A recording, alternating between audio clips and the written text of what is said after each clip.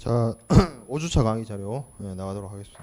45조부터 여기 할 차례 맞죠? 자, 매수인의 구제.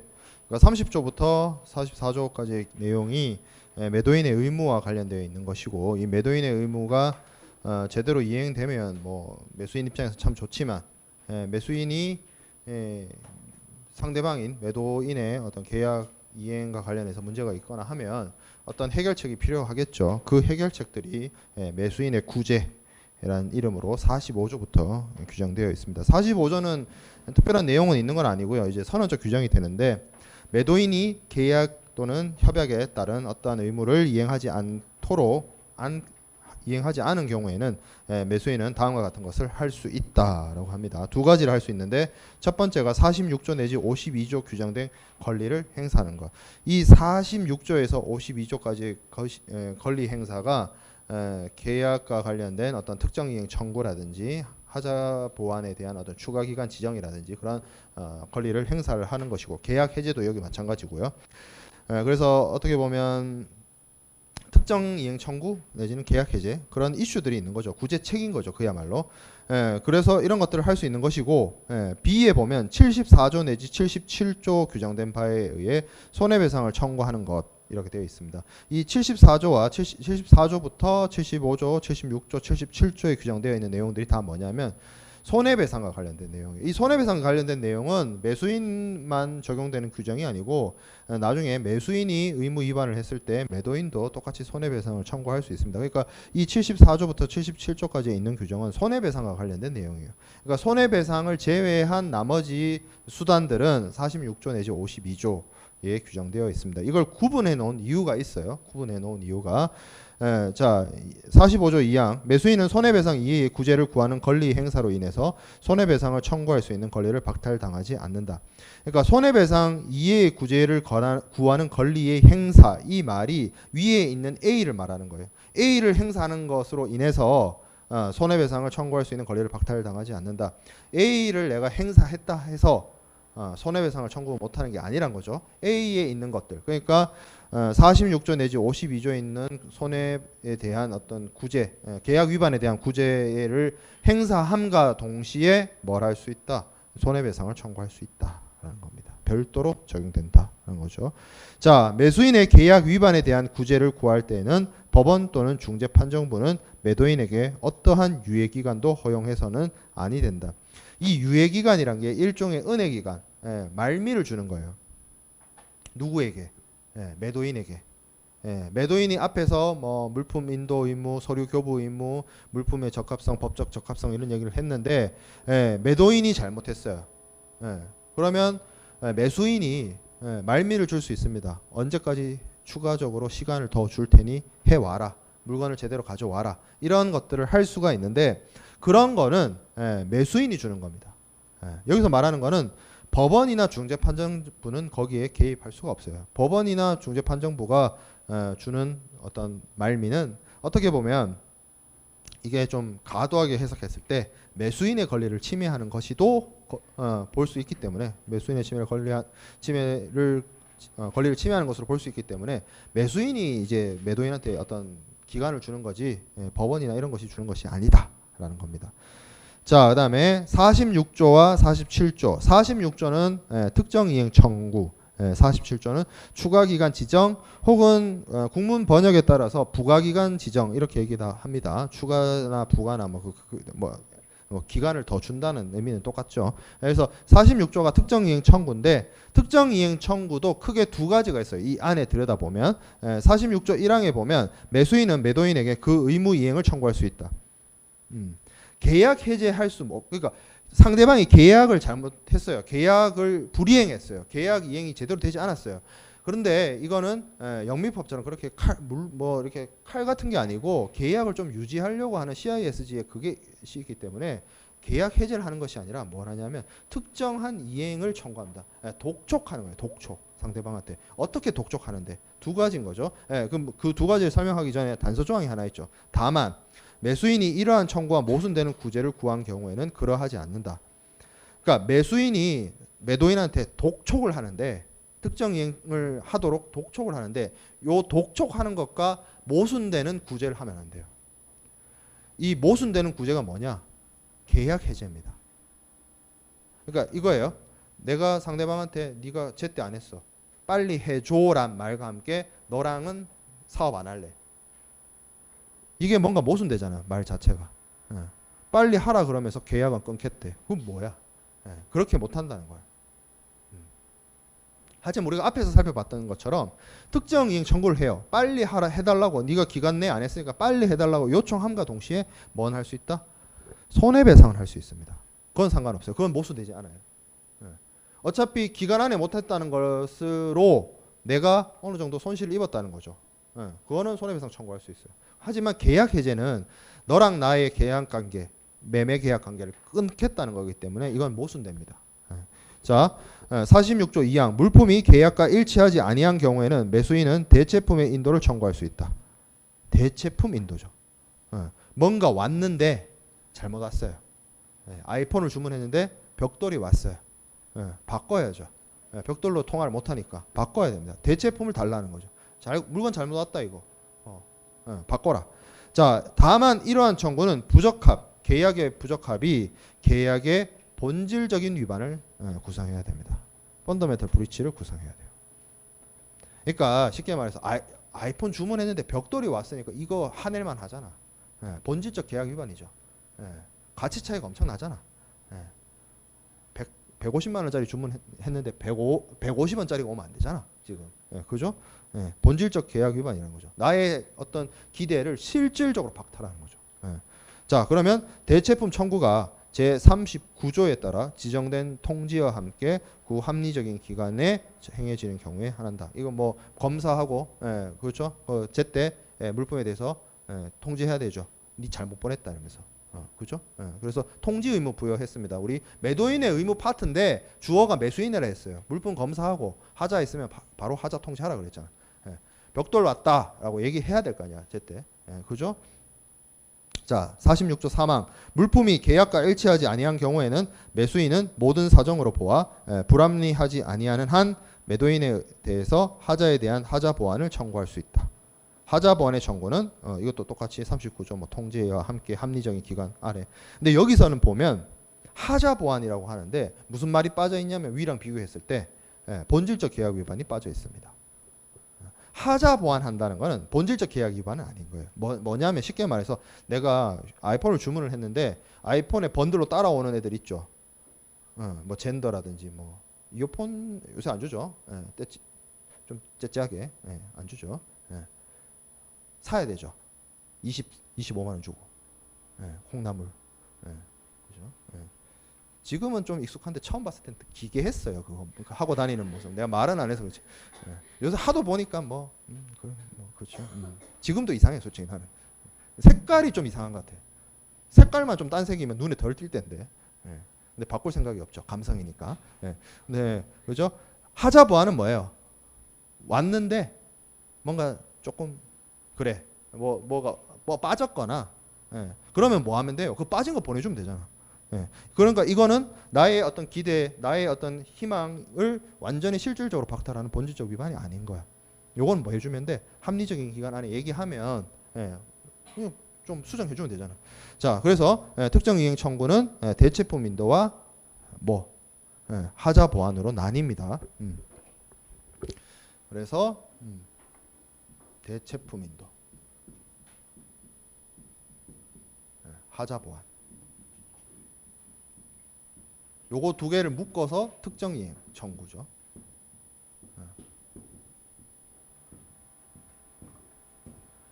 근데 요거는 본질적 위반이에요. 펀더멘털 브리치예요. 요거는 본질적 위반은 아니고. 자, 그다음에 추가 기간 지정이 있습니다. 추가 기간 지정 47조 있죠. 매수인은 매도인에 의한 의무 이행을 위한 합리적 기간만큼의 추가 기간을 지정할 수 있다. 매수인이 매도인 보고 의무 이행하라고 말미를 더 줘요. 네가 4월 1일까지 하기로 했는데 못해서 4월 8일까지 일주일 더 줄게. 할 수 있다는 거죠. 자, 47조 2항 매수인이 매도인으로부터 그 지정된 추가 기간 내에 이행하지 아니하겠다는 뜻의 통지를 수령하지 않는 한 매수인은 그 기간 중에는 계약 위반에 대한 어떤 구제도 구할 수 없다. 그러나 매수인은 이로 인해서 이행 지연에 대한 손해배상을 청구할 수 있는 어떠한 권리를 박탈당하지 않는다. 자, 매수인이 추가 기간을 줬는데 추가 기간 주면서 계약 해제해요. 4월 8일까지 하기로 했는데 더 시간 준다라고 얘기해놓고 계약 해제해요. 그럼 앞뒤가 안 맞죠. 그 지금 중간에 있는 내용이 그 뜻이에요. 모순되는 구제를 못해요.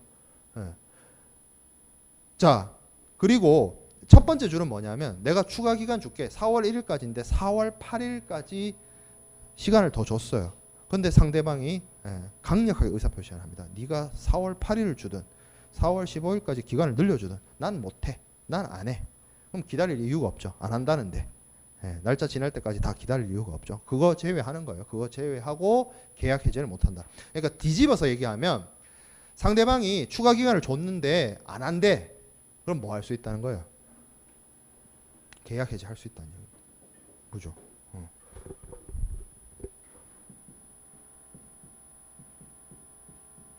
추가 기간. 자, 그 다음에 매수인은 이로 인해서 이행 지연에 대한 손해배상을 청구할 수 있는 어떤 권리를 박탈당하지 않는다. 그러니까 추가 기간 줬다 해가지고 내가 4월 1일까지지만 4월 8일까지 늘려줬다 해서 내가 아무런 손해나 손실이 없는 건 아니다 이거지. 그거 손해배상 청구할 수 있습니다. 그러니까 손해배상은 앞서 얘기했던 특정 이행 청구, 대체품 인도, 뭐 하자 보완, 뭐 추가 기간 다 함께 쓸 수 있어요. 함께 쓸 수 있지만 뭐는 함께 못 쓴다. 계약 해제는 함께 못 쓰는 겁니다. 여기 있는 애들이랑. 자, 48조 인도 기일 후 하자 보완권. 하자 보완을 하는데 요 하자 보완인데 이거는 그러니까 앞에 있었던 47조의 하자 보완은 누가 누구한테 하자 보완을 요청하는 거야. 물건 받는 사람이 물건 주는 사람한테 네가 잘못 보냈으니까 이거 젠더 빠졌다. 보완해라 하고 하는 게 앞에 있는 하자 보완이고, 지금 48조에 있는 하자 보완은 주어가 누구냐면 매도인이에요. 매도인이 물건을 보냈어요. 근데 잘못 보냈어. 그래서 어떻게 하고 싶어? 고치고 싶어. 바로 잡고 싶어. 그 얘기입니다. 이게 비슷한 게 앞에 있었어요. 37조에. 그건 뭐라고 그랬냐면 이행기전 하자 보완이라고 했어요. 그럼 무슨 차이입니까? 37조는 예를 들어서 이거예요. 4월 8일까지 물건 가져다 주기로 했는데 4월 5일쯤 갖다 줬어. 여유가 3일 있죠. 그 기간 동안 알아챘어. 잘못 보냈던 사실을. 그래서 보완하겠다는 거고, 지금 48조에 있는 건 뭐예요? 4월 8일까지 딱 맞춰서 보냈는데 4월 9일쯤에 알았어. 아, 잘못 보냈구나. 그래서 뭐 어떻게 했다는 거야? 고치겠다는 거지. 바로 잡겠다는 거죠. 칼같이 계약 해제 손해배상이 아니고 매도인이 아 이거 잘못 보냈네 미안 내 잘못한 거 수정할게 바로 잡을게 라고 하는 겁니다. 둘 다 하자 보완이지만 기준이 다르다는 거죠. 기준이 다른 게 날짜가 도래하기 전에 하는 거와 날짜가 도래하고, 그러니까 사고를 친 이후에 바로 잡는 것과 사고가 발생하기 전에 바로 잡는 건 뭔가 결과가 달라도 뭐가 다르겠죠. 마찬가지로 여기도 좀 달라요. 뭐예요?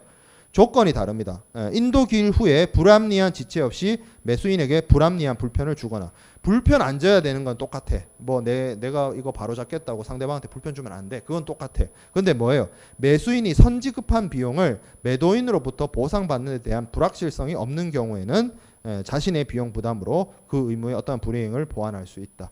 그러니까 상대방이 돈을 줬어요. 왜냐하면 물건을 주고 이게 기일이 지난 이후기 때문에 상대방도 나한테 돈을 줬을 가능성이 커요.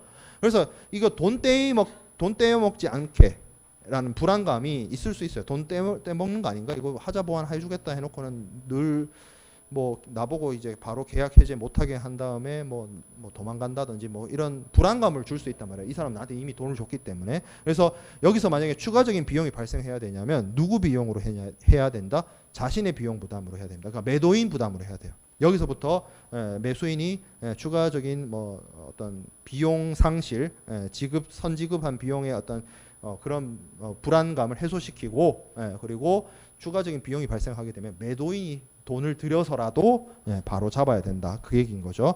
자, 그리고 그 의무에 어떠한 불이행을 보완할 수 있다. 매수인은 이 협약에 규정된 바에 손해배상을 청구하는 모든 권리를 유보한다. 이것도 마찬가지죠. 4월 8일까지 이행 길이였는데 이행 통일을 합시다. 인도 기일 후 4월 9일 날 하자 보완을 했다 이거예요. 그러면 이거 조건은 불편 주면 안 되고 비용도 당연히 추가적으로 발생하면 내가 부담하고 해서 하자 보완 할 수 있다 이거예요. 매수인이 아니죠. 매도인이 할 수 있다. 그렇죠. 하지만 매수인은 어떤 권리를 가질 수 있다? 손해배상은 청구할 수 있다.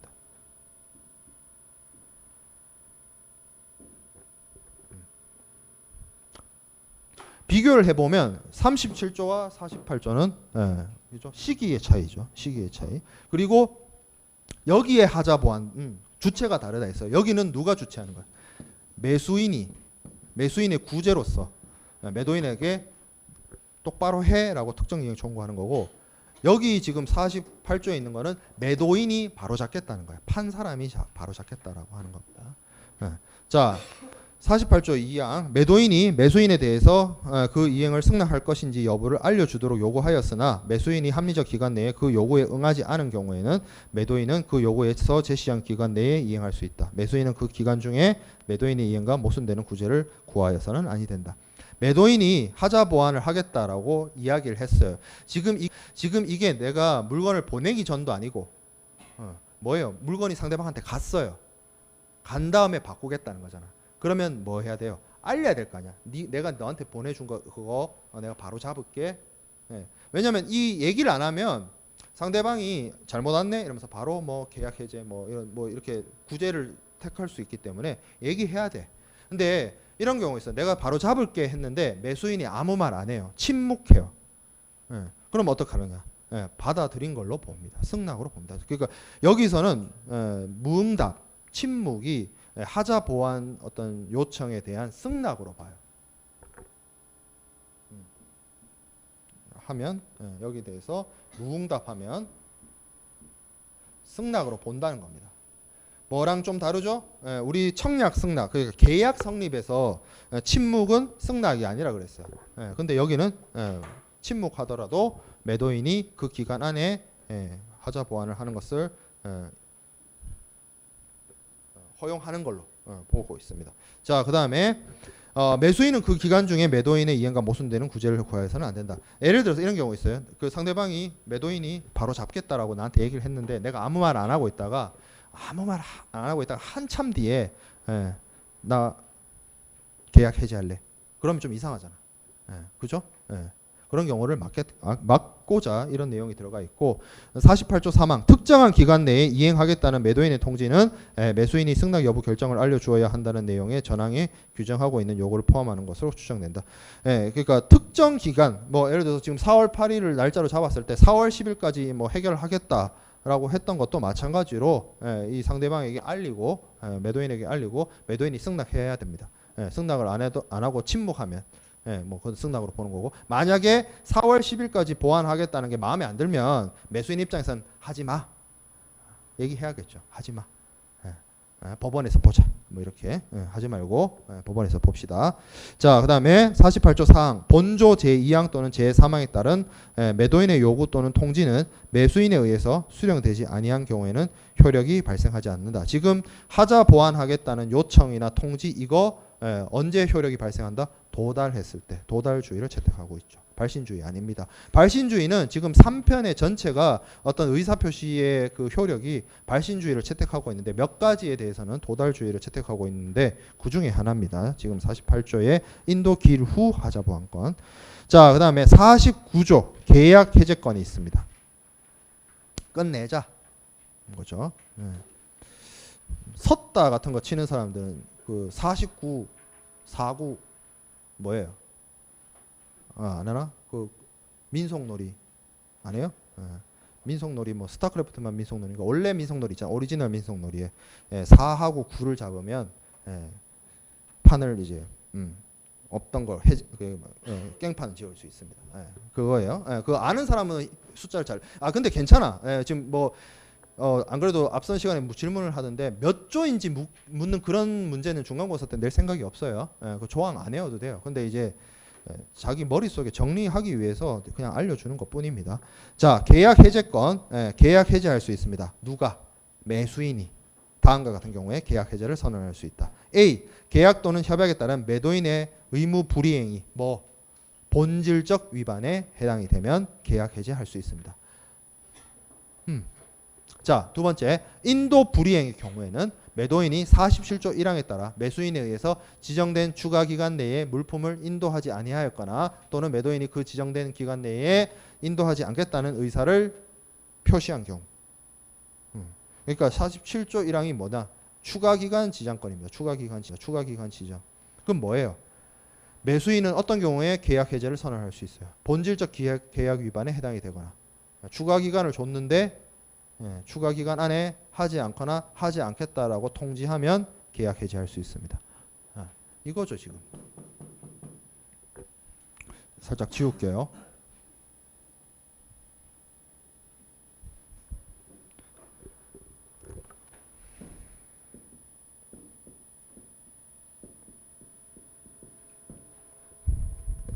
자, 매도인의 계약에 따른 의무 이행이 본질적 위반에 해당이 되거나 아니면 대체품 인도, 이것도 본질적 위반이라고 그랬죠. 이거 되면 뭐예요? 바로 계약 해제죠. 근데 추가 기간을 줬어요. 근데 추가 기간 안에 이행 안 하겠대. 이행을 안 했어. 혹은 이행 안 하겠다는 통지를 했어요. 불이행 통지를 했어요. 추가 기간 안에. 그럼 뭐예요? 계약 해제하겠다고.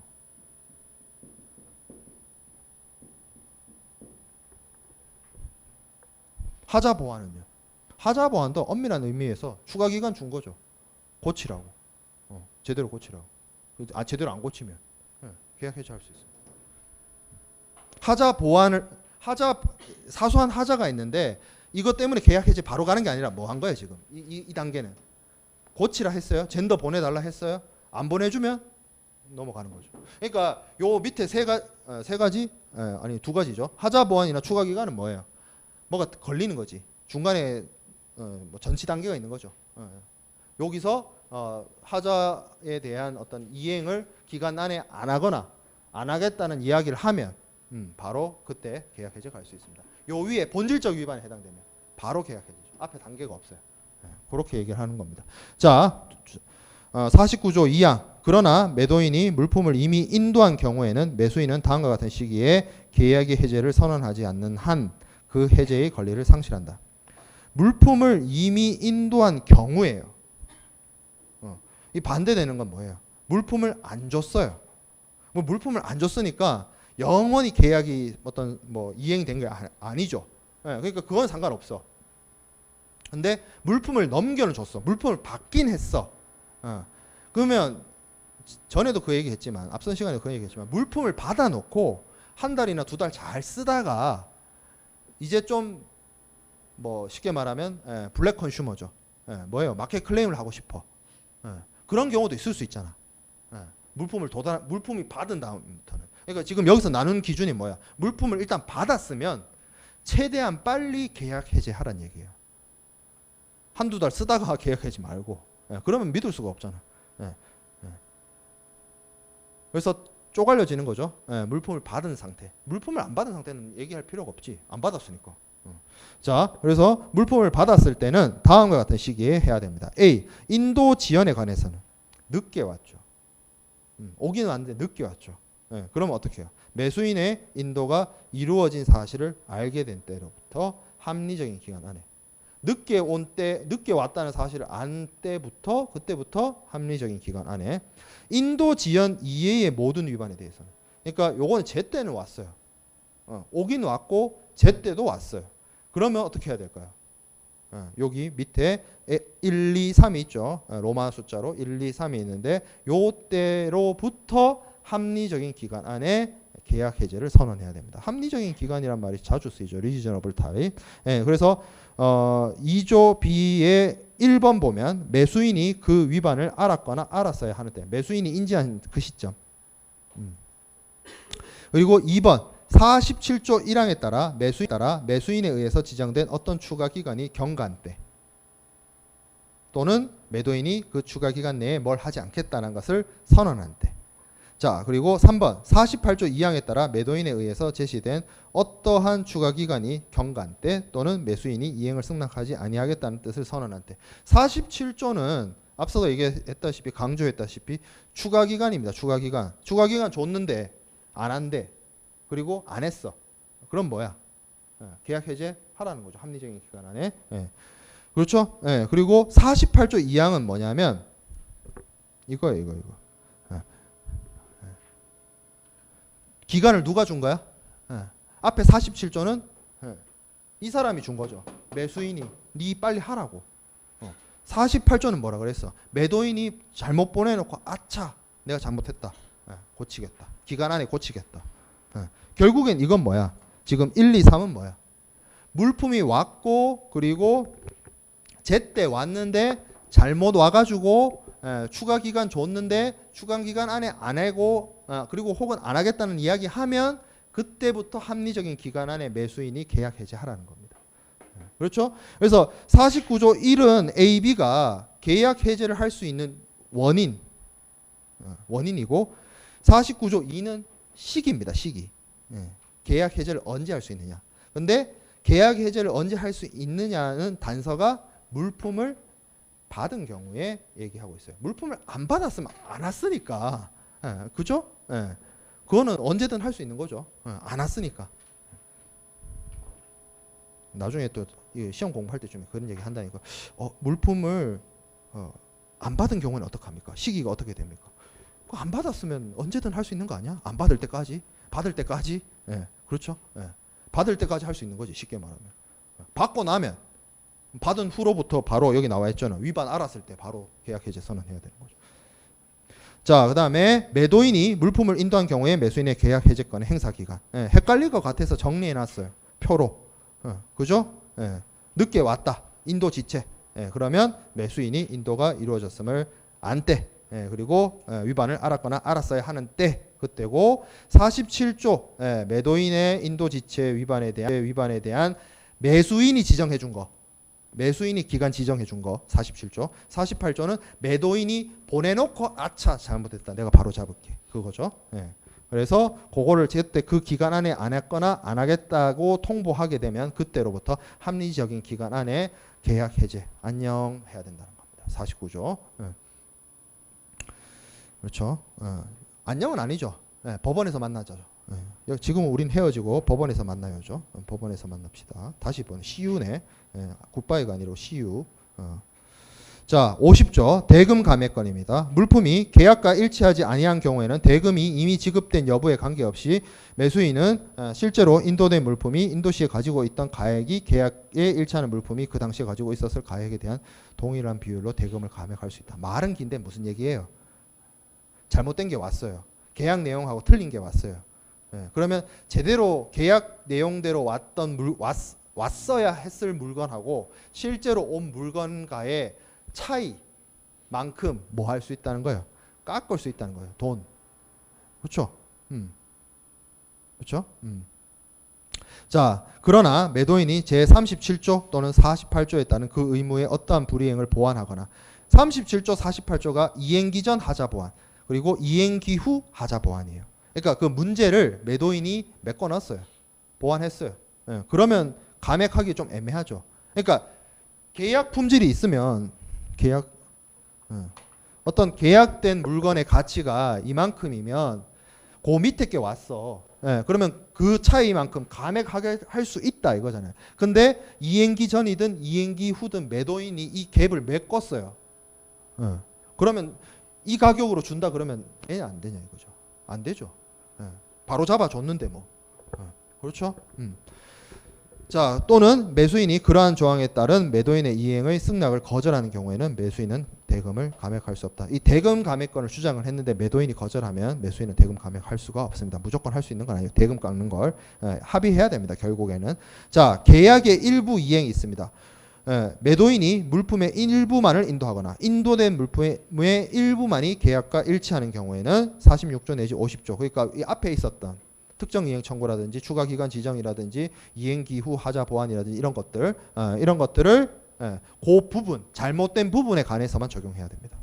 물건을 공급을 어떤 주기적으로 공급을 해서 뭐 6번에서 나눠서 간다 그러면 1, 2, 3, 4, 5, 6 6번이 오는데 한 4번까지는 잘 왔어요. 근데 5번, 6번째가 이상해. 그럼 5번, 6번에 대해서만 추가 기간 설정, 뭐 특정 이행 청구, 계약 해제를 할 수 있다는 거야. 앞에 4개는 정상적인 거잖아.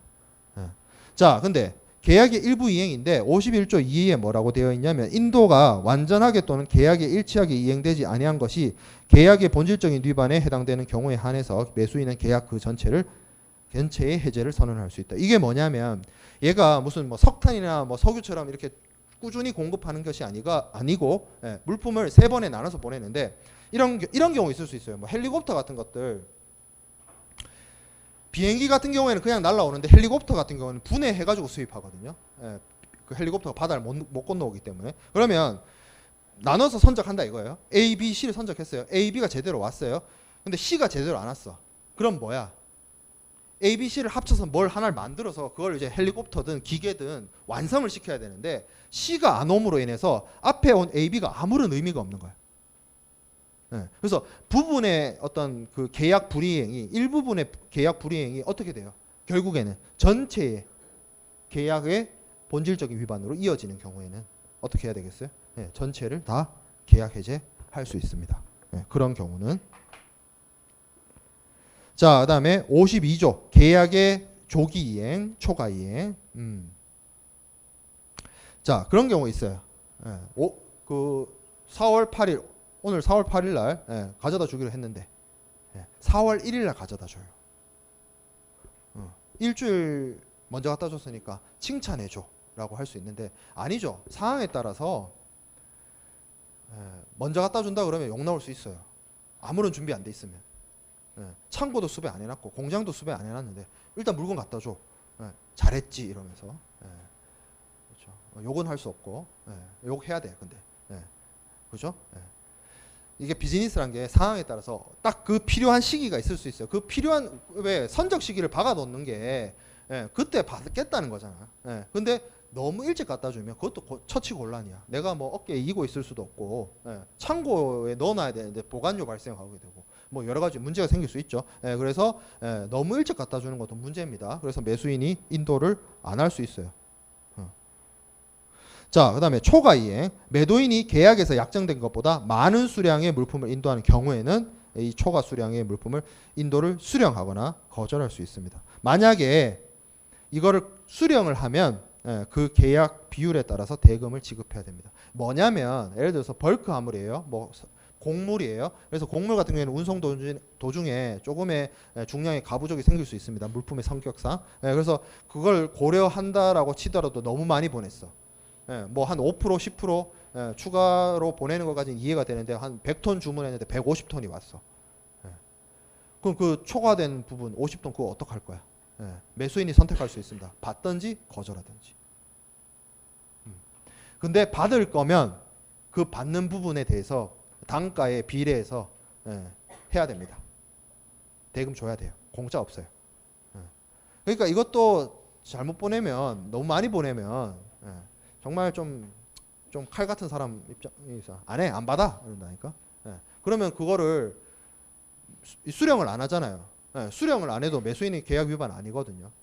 만약에 예를 들어 150톤을 보냈다 치자고 매수인이 나 100톤만 필요해 100톤만 받았어요. 50톤 중간에 붕 뜨잖아. 이거 50톤 수령 안 한 거 매수인 잘못이 아니에요. 왜? 수령하거나 거절할 수 있다고 그랬잖아. 거절했어요. 매수인이 당연한 권리야. 그럼 50톤 그거 어떻게? 매도인이 다시 가져가요.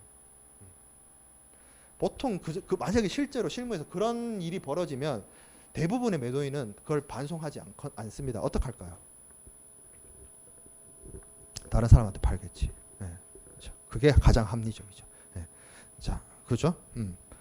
자, 매도인의 하자 보완 3가지가 있어요. 서류의 하자 보완 34조. 그리고 37조는 이행기 전 물품 보완. 그리고 48조는 이행기 후 물품 보완. 그러니까 34조는 서류와 관련된 거고 매도인의 의무가 서류 교부와 물품 인도였잖아. 소유권 이전은 그냥 뭐 상상 속에 있는 거고 서류 아니면 물품 인도인데 서류가 잘못됐을 때 회복시키는 거, 물품이 잘못했을 때 회복시키는 거. 근데 물품은 뭐도 할 수 있다. 줘놓고 고칠 수도 있다. 라는 겁니다. 그래서 보완 대상 나와 있고 단서, 불편이나 비용을 상대방한테 초래시켜서는 안 된다. 그리고 인도 이후의 경우에는 이미 매수인이 나한테 돈을 줬을 가능성이 매우 크기 때문에 거기에 대해서도 어떤 매도인의 어떤 보상이 확실해야 됩니다. 그리고 또 공통점, 서류를 고치고 물품을 고치고 하더라도 매수인은 상대방에게 매도인에게 손해배상을 청구할 권리를 가집니다. 하려면 할 수 있고 안 할 수도 있고. 자, 매도인의 계약 위반에 따른 매수인의 구제 우리가 45조부터 시작해가지고 여기 52조까지 쭉 내용을 봤습니다. 그래서 45조는 앞서 얘기했던 것처럼 선언적 규정이었고 46조가 특정이행, 특정이행은 쪼개졌죠. 대체품 인도와 하자 보완. 그리고 47조도 추가기간. 여기서는 웃긴 게 뭐였어요? 침묵해도 승낙이다. 침묵해도 승낙이다. 승낙은 침묵하면 침묵 또는 부작위가 승낙 아니었지만 여기는 침묵도 승낙이다. 그래서 만약에 상대방이 그 어떤 하자 보완이죠. 하자 보완. 여기 48조의 하자 보완. 그래서 48조 하자 보완은 뭐였어요? 만약에 이 상대방이 하자 보완하는 게 마음에 안 들면 얘기해야 됩니다. 하자 보완하지 말라고, 계약 해지할 거라고. 그런 그 부분이 48조의 두 번째 매도인의 그 하자 보완 요청에 대해서 승낙, 그 부분이었고 47조는 그냥 추가 기간 지정해 주는 거였고. 자, 그다음에 중요한 게 이제 49조였죠. 49조 1은 언제 해지할 수 있느냐. 본질적 계약 위반에 해당돼야 됩니다. 펀더멘탈 브리치가 해당이 되거나 기간을 줬는데 기간 내 안 하거나 기간 내 안 하겠다는 이야기를 할 때 계약 해제를 할 수 있습니다.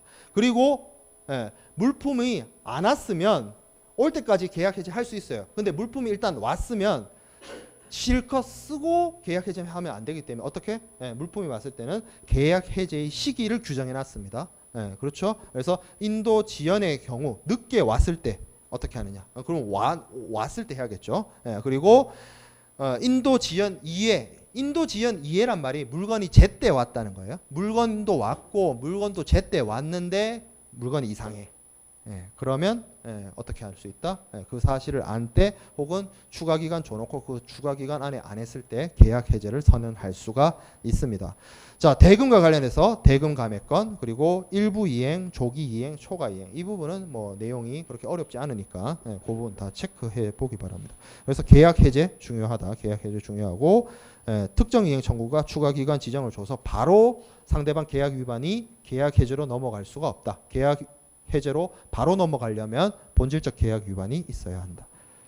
자, 그다음에 53조입니다. 53조. 여기서는 매수인의 의무에 대해서 규정해 놨습니다. 요 53조와 대칭되는 조항이 어디냐면 30조예요. 30조에 매도인의 의무에 대해서 선언을 해놨어요. 어떤 의무? 물품 인도, 서류 교부, 소유권 이전. 근데 53조도 마찬가지로 매수인의 의무에 대해서 규정해 놓았습니다. 뭐라고? 매수인은 계약 및 이 협약에 의해서 요구된 바에 따라서 물품의 대금을 지급하고 대금 지급 그리고 물품 수령 매도인이 주는 물품을 수령해야 됩니다. 자, 그다음에 54조 대금 지급 의무의 내용 되어 있는데 뭐 어떤 내용인가 봅시다. 매수인의 대금 지급 의무는 지급을 가능하게 하기 위한 계약, 어떠한 법률, 규정에 따라 요구되는 그러한 조치를 취하고 그러한 절차를 준수하는 것을 포함한다. 대금 지급에 대해서 어떻게 하라고 얘기 안 하고 뭐라고 얘기하고 있어? 양 당사자 계약에 따르거나 아니면 거기에 적용되는 어떤 법률을 따르거나 예를 들어서 뭐 신용장 쓰기로 했으면 신용장과 관련된 법, 뭐 신용장 UCP 600이라든지 아니면 뭐 상법이라든지 그런 걸 따르란 얘기예요. 어음과 관련된 뭐 한어음으로 쓰기로 했으면 한어음법 그런 규정을 따라서 대금 지급하라. 여기도 그냥 뭐 어떤 구체적인 절차나 이런 게 있는 것이 아니고 그냥 선언적 규정이죠. 합의한 대로 해라. 법률에 따라라. 그 정도 수준에서 이야기하고 있습니다. 자, 55조 대금이 미확정된 계약.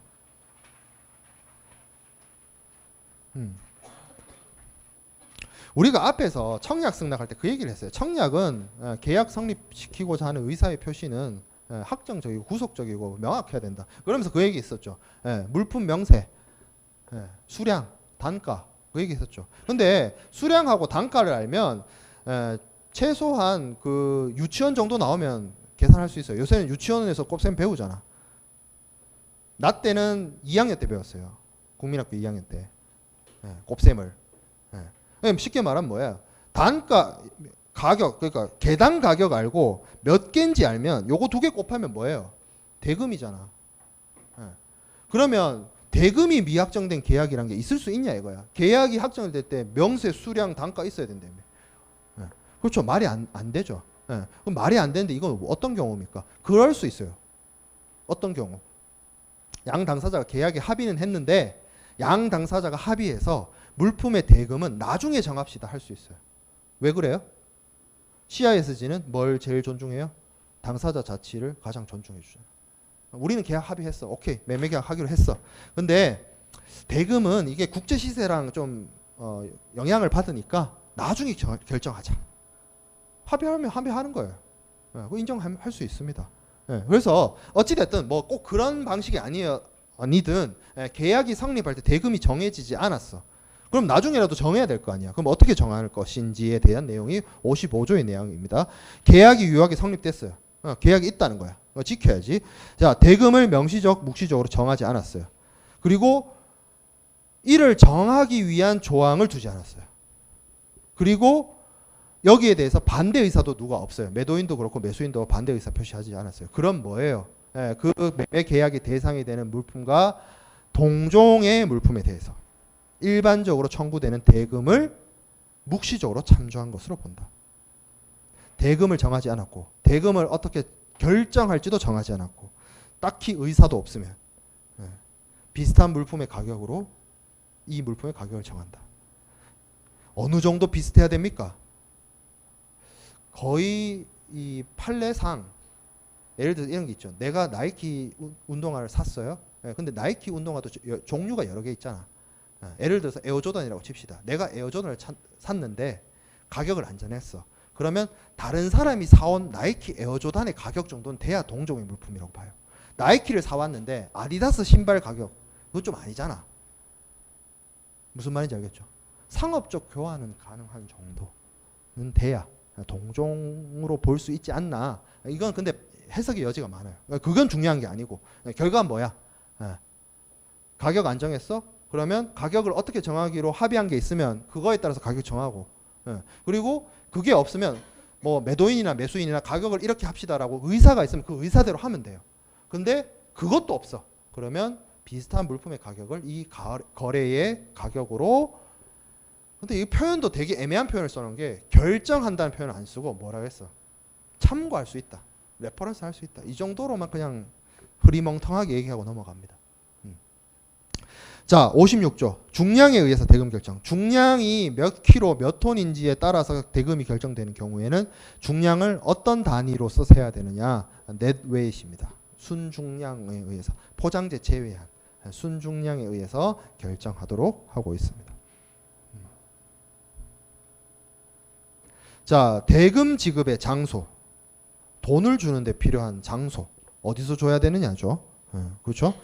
자, 57조 1항 매수인이 기타 어느 특정한 장소에서 대금을 지급해야 할 의무가 없는 경우에는 매수인은 다음과 같은 장소에서 매도인에게 이를 지급해야 된다. 이 말이 뭐예요? 특정한 장소에서 주기로 했으면 특정한 장소에서 줘야죠. 일단 그게 가장 기본. 자, 특정한 장소에서 주기로 합의하진 않았어요. 그러면 어디? 매도인의 영업소. 근데 이거 골 때려요. 지금 매수인이 대금 줘야 되잖아. 매수인의 의무잖아. 근데 특정 장소에서 주는 것이 합의가 안 됐어. 그럼 어디서 줘야 돼? 수출자의 거래 하는 사업소 거기 가서 줘야 돼. 수출국까지 가야 돼. 난감하죠. 난감하죠. 그래서 A 말고 B 있습니다. B. A는 거의 뭐 이게 무역 거래라고 할 수 없어요. 수입상이 수출국에 있는 수출자의 사무소 가서 줘야 된다고 하니까 이 말이 안 되잖아 지금. 좀 안 맞죠. 자, 57조 B. 지급이 물품 또는 서류의 교부와 상한으로 이루어져야 하는 경우에는 그 교부가 행해지는 장소. 물품하고 하고 상한되거나, 그러니까 돈이 물품하고 크로스되거나, 아니면 물품의 권리가 체화되어 있는 서류와 크로스되거나, 예, 그런 장소에서 돈을 주면 됩니다. 어떤 장소가 될까요? 예, 물품인 경우에는 뭐 항구가 될 수도 있고, 예, 뭐 운송인이 될 수도 있고, 아니면 이제 서류 거래가, 여기서 말하는 서류는 뭐예요? 선화증권이에요. 선화증권. 물품의 권리가 체화되어 있는 서류, 선화증권이죠. 그리고 이 선화증권의 유통을 통해서 신용장 거래를 하거나 주식 거래를 하는 것이고, 그리고 이 선화증권 가지고 수화인이 목적지 양육항에서 운송인에게 선화증권을 통해서 발급된 DO를 제시해서 물품을 찾는데, 일종의 물품의 소유권을, 물품의 권리를 나타내는 서류이자 물품을 찾을 수 있는 서류가 선화증권이란 말이죠. 예, 그래서 선화증권과 뭐가 교환되는 거예요? 돈이 교환되는 거예요. 그 장소에서 돈 주라, 그 얘기인 겁니다. 물품하고 돈이 교환되는 거는 현실적 인도, 서류하고 돈이 크로스되는 건 상징적 인도라고 앞에서 설명을 했어요. 상징적 인도의 개념에 대해서. 자, 57조 2항, 매도인은 계약 체결 후에 그 영업소를 변경함으로 인해서 야기된 지급의 부수적인 비용, 모든 증가액 부담해야 된다. 뭐 앞에 규정상 특정한 장소에서 돈 지급을 약속 안 했으면 매도인의 영업소가 되어 있는데, 사무실이 여기인 줄 알고 찾아갔는데 그 사이 바뀌었네? 그럼 또 옮겨가야 되죠. 택시비 더 나오죠. 예, 그럼 누가 부담시켜야 되겠어요? 매도인이 부담해야겠지. 이사한 사람. 이건 뭐 합리적으로 생각을 해봐도 당연히 그렇겠죠. 자, 58조입니다. 대금 지급의 시기. 사실 돈이란 게 우리가 무역 거래에서 달러를 현찰로 뽑아가지고 현찰 주머니에 넣어가지고 들고 상대방한테 찾아가서 현찰을 뿌리는 게 아니잖아요. 거의 대부분. 뭐예요? 계좌로 쏘잖아요. TT잖아요. 그러니까 규정이 대금 지급 장소가 있긴 한데, 저 대금 지급 장소는 사실상 어떻게 보면 물품 인도 장소에 어떤 데칼코마니를 만들기 위해서 넣어놨다 싶을 정도로 큰 의미를 부여하는 건 아니고, 송금하는 방식에 있어서는 뭐가 더 중요하겠어요? 언제 돈을 보내주냐가 더 중요할 수 있습니다. 대금 지급의 시기가 중요할 수 있다는 거죠. 언제? 예. 자, 매수인은 기타 어느 특정한 시기에 대금을 지급해야 할 의무가 없는 경우. 이것도 뭐예요? 특정한 시기에 돈 주기로 합의했으면 그때 주면 된다, 그 뜻입니다. 근데 그게 없어. 특정한 시기에 돈 주기로 한 약속이 없어, 서로 간에. 그럼 뭐 하면 돼요? 매수인은 매도인이 계약 및 이 협약에 따라 물품 또는 그 처분을 지배하는 서류. 그 처분을 지배하는 서류가 선화증권이에요. 선화증권. 물품의 권리증권 혹은 유가증권. 그 서류 중에 어느 것을 매수인의 임의 처분하. 그러니까 물품을 매수인한테 넘겨주던지, 아니면 물품의 권리가 체화되어 있는 서류를 매수인한테 넘겨주던지, 그때 매수인이 돈 준다라는 거죠. 그때 돈 준다라는 거죠. 요때 매도인은 뭘 할 수 있느냐? 네가 돈을 줘야만 서류나 물건을 넘겨주겠다라고 조건 걸 수 있습니다. 지금 그 밑에 마지막 규정. 예, 그리고 아예 대놓고 얘기하죠. 물품 계약에 물품을 운송하는 것이 포함되어 있어요. 그래서 뭐 계약상으로 매도인이 물품을 뭐 운송 수배해가지고 뭐 운송 비용을 부담해야 되거나, 뭐 예를 들어서 CIF 같은 경우죠. 계약 안에, 양 당사자 매매 계약 안에 그 계약의 조건으로 운송이 포함되어 있어. CIF가 그렇죠. 매도인이 매수인을 위해서 운송수단 수배해가지고 목적지까지 운송비 주고 보내야 되잖아. CIF의 경우에. CIF 지금 몰라도 돼요. 어차피 인코텀스 할 때 배웁니다. 그런 경우엔 뭐예요? 매도인은 대금 지급과 상환하지 아니하면 절대 물품이나 선화증권, 물품의 처분을 지배하는 서류를 넘겨주지 않겠다라는 것으로 할 수 있습니다. 왜? 매수인이 대금 지급을 하기 전까지 물품을 꽉 잡고 담보권을 꽉 잡고 있다가 돈을 받아야 요걸 풀어주는 거죠. 너 해, 그러면서.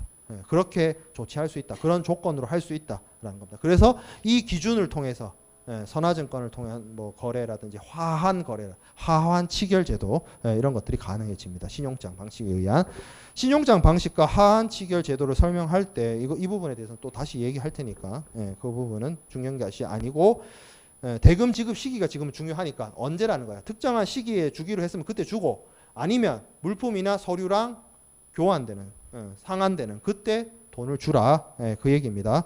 자, 58조 3항, 매수인은 물품을 검사할 기회를 가질 때까지는 대금을 지급해야 할 의무가 없다. 우리가 앞에서 37조 38조 그때 보면서 그 얘기했어요.